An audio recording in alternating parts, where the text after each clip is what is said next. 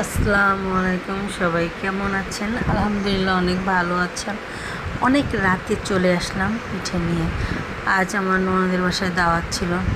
সে নিজে কিছুই করে না, তার 3-4 জন কাজের লোক আছে, তারপরও সে নিজের হাতে এই গরমের ভিতরে আমাদের জন্য পুয়া পিঠা বানানো। দেখুন কত কষ্ট করে পিঠা, আর পিঠাগুলো এত সুন্দর হয়েছে ফুলে, মানে দেখলেই মনটা ভরে যায়। খেতে এত টেস্টি হয়েছে যে আসলে নিজেদের ঘরে বানানো পিঠা আর কেনা পিঠার ভিতরে অনেক পার্থক্য।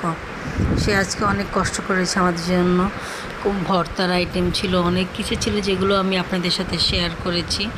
আবার ছিল পোয়া পিঠা। এখন দেখতেই পাচ্ছেন পিঠাটা কত সুন্দর হয়েছে। সে নিজের হাতে আমাদের বানিয়ে খাওয়াবে, এই জন্য এই গরমের ভিতরে সে কষ্ট করেছে।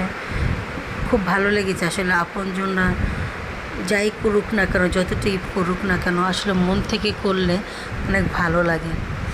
আজ মা নেই, শাশুড়ি নেই, নিজেরা বানাতে পারি না, তাই খাওয়াও হয় না ওইভাবে। তাই ননদ এর একজন দূর সম্পর্কের বোন আছে, সেও আমাদের এটা ওটা বানিয়ে খাওয়ায়, তো ভালোই লাগে। আর সবচেয়ে বড় কথা, আমরা সবাই একসাথে হলে অনেক মজা হয়, অনেক এনজয় করি।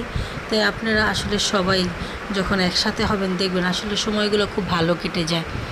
ভালো থাকি বা খারাপ থাকি না কেন, সবাই একসাথে হলে অনেক ভালো লাগে। এটার জন্য খুব বেশি কিছুর প্রয়োজন হয় না, মন খুলে আড্ডা দিতে পারলে মনটা শান্তি হয়ে যায়। তো গাইজ, সবাই যদি ভালো লেগে থাকে তাহলে অবশ্যই আমার চ্যানেলটা সাবস্ক্রাইব করবেন, লাইক করবেন, কমেন্ট করবেন এবং আমার ননদের জন্য দোয়া করবেন। সে যেন সবসময় সুস্থ থাকে, ভালো থাকে, যাতে আমাদের বেশি বেশি করে পিঠা খাওয়াতে পারে, মজার মজার খাবার খাওয়াতে পারে, এই শুভকামনা রইল।